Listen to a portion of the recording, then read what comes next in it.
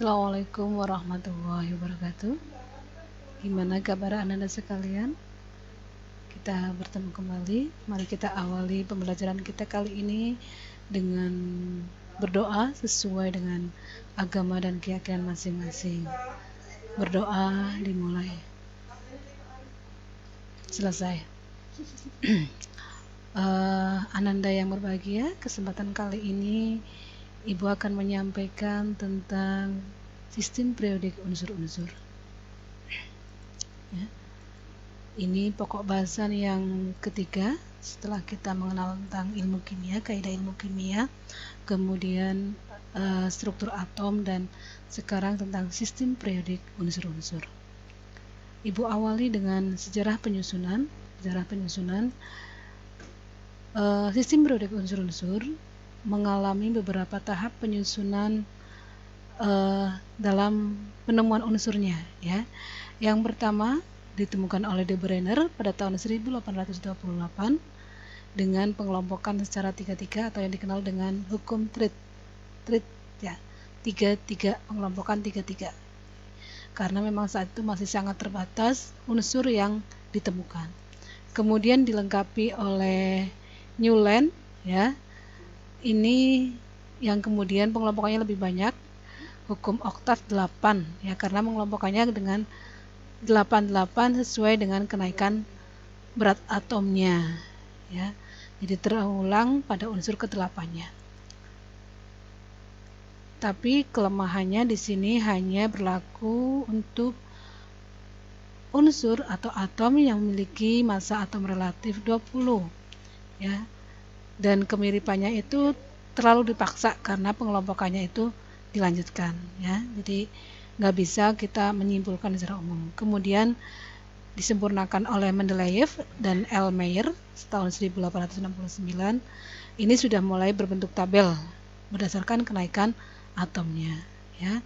Kemudian disusun lagi oleh sistem periodik Moseley tahun 1914 dan kemudian sampai kesempurnaannya dengan sistem periodik modern. Nah, ini yang sudah sampai melihat pada jumlah kulitnya, ya, kulit K, L, Mn, O, dan Pg.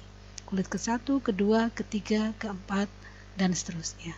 Nah, inilah yang kemudian, ya, ini Ibu langsung ke sini, Ibu tunjukkan. Nah, ini ya, udah pernah lihat ya bentuk tabel periodik unsur-unsur. Ini yang sekarang sudah cukup banyak. Bahkan kalau di sini belum ditampilkan unsur-unsur yang buatan, ya. Yang banyak itu ada lagi di sini unsur-unsur buatan, ya. Ini bentuk tabel periodik yang kemudian kita pelajari di sini, ya. Di sini kita akan memfokuskan tentang pembacaan tabel periodik unsur-unsur dan cara menentukan posisi unsur dalam tabelnya. Yang pertama kita mengenal dulu golongan, ya. Golongan itu yang tersusun secara lajur vertikal, ya, lajur vertikal. Jadi kalau kita lihat di sini,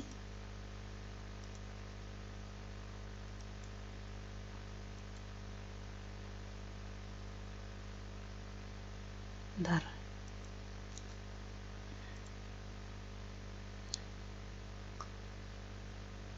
Lajur vertikal, ya, golongan itu lajur vertikal. Jadi lajur vertikal itu yang dari atas ke bawah, ya, atas ke bawah. Vertikal, ya, dari atas ke bawah. Jadi kalau kita membacanya di tabel periodik ini, yang namanya golongan 1A itu unsurnya adalah hidrogen, litium, natrium, kalium, ya. Kemudian Rb, Cs, dan Fr. Golongan 5A, N, P, As, Sb. Itu yang golongan. Kalau periode itu yang secara horizontal, ya, dari kiri ke kanan. Jadi yang namanya periode 1 anggotanya adalah H sama He. Periode ketiga Na, Mg, Al, Si, Ps, Cl, dan Ar. Itu seperti itu cara membacanya, ya. Jadi kalau kita melihat di tabel ini, unsur magnesium, ini Mg, coba dilihat, posisinya adalah di golongan 2A periode ketiga. Unsur aluminium terletak di golongan 3A periode ketiga. Unsur Br, bromium, terletak di golongan 7A periode keempat. Atau sebaliknya, kalau kita coba cari unsur yang terletak di golongan 4A periode kedua, unsur apa coba? Ya, betul sekali. Jadi unsur karbon 4A periode kedua. Ya. Jadi periode ke-1-nya tetap menghitungnya itu dari yang paling atas. Unsur yang terletak di golongan 1A periode kelima. Nah, 1A periode kelima. Unsur Rb. Nah, begitu ya cara membaca tabel periode sistem periodik unsur-unsur. Ini kalau kita melihatnya. Kemudian cara menentukannya sekarang ya. Cara menentukannya. Cara menentukan golongan dan periode itu dilihat dari konfigurasi elektronnya ya. Di pokok bahasan sebelumnya di bab 2 kalian sudah cara menuliskan konfigurasi elektron ya, konfigurasi elektron. Nah, di sini yang pertama untuk golongan utama. Yang dimaksud dengan golongan utama itu apa? Coba kita lihat lagi ke sini. Maaf, untuk balik lagi. Ini ya. Jadi tabel periodik itu ada golongan A dan golongan B. Yang namanya golongan utama itu yang A. Nah, kalau yang golongan B itu yang golongan transisi. Golongan utama yang A ini terletak di blok S untuk golongan 1A dan 2A, dan blok P yang terletak di golongan 3A sampai 8A. Maka cara menentukannya dengan menggunakan konfigurasi elektronnya ya. Yang pertama, kalau yang blok S itu artinya terakhirnya adalah konfigurasinya terakhirnya adalah subkulit S ya. Nah, contohnya ini misalkan magnesium. Magnesium konfigurasinya 1S2, 2S2, 2P6, 3S2. Nah, maka yang namanya elektron valensi ini menentukan posisi golongan. Nah, elektron valensi itu apa? Ya, betul sekali. Jadi elektron valensi adalah elektron pada kulit terluar. Ya, jumlah elektron yang menempati pada kulit terluar. Nah, ini kulit terluarnya adalah kulit ketiga. Ya, subkulitnya S. Jumlah elektronnya ada berapa? Ada 2. Maka magnesium ini posisinya adalah di golongan 2A ya, karena terakhirnya subkulit S, golongan 2A. Seperti itu. Ya. Kemudian jelas ya? Nanti kita coba lagi untuk unsur yang lain. Ini Ibu kasih suatu contoh dulu ya, magnesium. Kemudian kalau yang blok P ya. Blok P itu berarti terakhirnya adalah subkulit P. Kalau terakhirnya subkulit P pasti diawali dengan S ya. Sehingga elektron valensinya dihitungnya adalah jumlah elektron yang di subkulit S dan elektron yang di subkulit P ya. Atau golongannya bisa dilihat dari X plus Y. Jumlah elektron yang ada di subkulit S, X-nya, dan Y, P-nya. Contoh, misalkan ini fosfor. Ya. Fosfor nomor atomnya adalah 15. Maka konfigurasinya 1S2, 2S2, 2P6, 3S2, 3P3. Kulit terakhirnya mana? Nah, kulit terakhirnya adalah kulit ketiga. Ya, kulit ketiga. Ada subkulit S dan P. Maka elektron valensinya adalah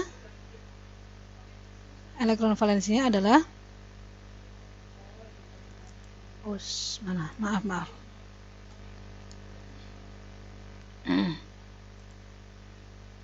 Elektron valensinya adalah yang dari subkulit S dan P. Jadi 2 ditambah 3, elektron valensinya 5. Maka posisinya adalah di golongan 5A. Itu seperti itu. Ya. Ya, nanti kalian coba lagi untuk unsur-unsur lain yang terletak di blok S sama P. Ada unsur kalium, nomor atomnya 19, coba dibikin konfigurasinya dulu. Kemudian nanti elektron valensinya berapa, berarti golongan berapa. Ya. Kemudian unsur lainnya misalkan Ca itu nomornya 20, nomor atomnya 20. Coba nanti elektron valensinya berapa ya. Kalian coba lagi ya. Oke? Ya, Ibu lanjutkan dulu ya, nanti ada bagian latihan soalnya. Kemudian kalau yang tadi golongan transisi ya, yaitu yang terakhirnya D. Ini golongan transisi atau golongan B. Yang tadi kan A, golongan utama, sekarang golongan transisi atau golongan B. Nah, kalau golongan B itu terletak di blok D. Jadi terakhirnya adalah subkulit D. Ya. Karena subkulit D, maka elektron valensinya adalah antara 3 sampai 12 ya, karena S itu maksimal 2, D maksimal 10. 2 tambah 10 12. Kalau paling sedikitnya S2 D1, berarti kan ditambah 3. Nah, itu kayak gitu ya. Jadi kalau golongan yang B, kalau elektron valensinya antara 3 sampai 7, maka golongannya sesuai dengan jumlah elektron valensinya, hanya notasinya B. Ya. Elektron valensinya 3, maka 3B. Elektron valensinya 4, maka 4B. Ya, begitu seterusnya. Nah, sekarang kalau elektron valensinya 8, elektron valensinya 9, elektron valensinya 10, golongannya adalah 8B. Kalau elektron valensinya 11, golongannya 1B. Elektron valensinya 12, golongannya 2B. Itu seperti itu. Itu golongan. Ya. Sedangkan kalau periode itu dilihat dari nomor kulit yang paling besar. Jadi misalkan tadi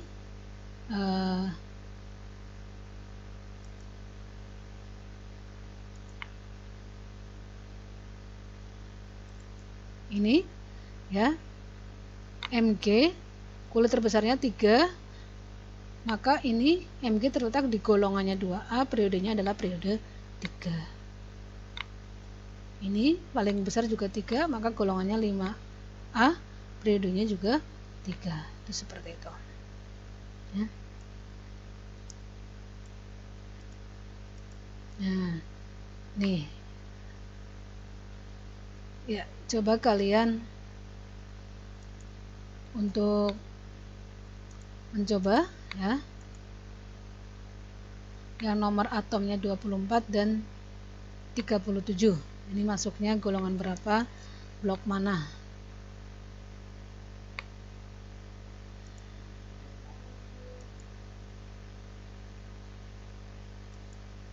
Ya, ini ya, kalau nomor atomnya 24 ya, maka konfigurasinya 1s2, 2s2, 2p6, 3s2, 3p6, 4s1, 3d5. Kenapa 4s1 bukan 4s2, 3d4? Nah, subkulit D itu maksimal 10, setengahnya adalah 5. Jadi kalau diisi 4 elektron, dia itu akan lebih stabil kalau diisi setengahnya, 3d5. Jadi 3d5 dulu, baru 4s-nya, sisanya 1. Itu seperti itu. Elektron valensinya berapa? Elektron valensinya 6 ya. Maka 6B blok D dan periode 4, karena ini yang paling besar adalah kulit ke-4 ya. Satu lagi ini yang tadi. Nah, ini yang Y37 ya. Nah, ini ya. Nah, nanti kalian coba tadi yang soal yang nomor 2 sama nomor 3, kalian lanjutkan untuk latihan di rumah ya. Ya. Sementara itu dulu, Ibu cukupkan. Mohon maaf kalau ada yang pengen tanyakan, nanti bisa komunikasi di luar ya. Bisa lewat WA tanya buku.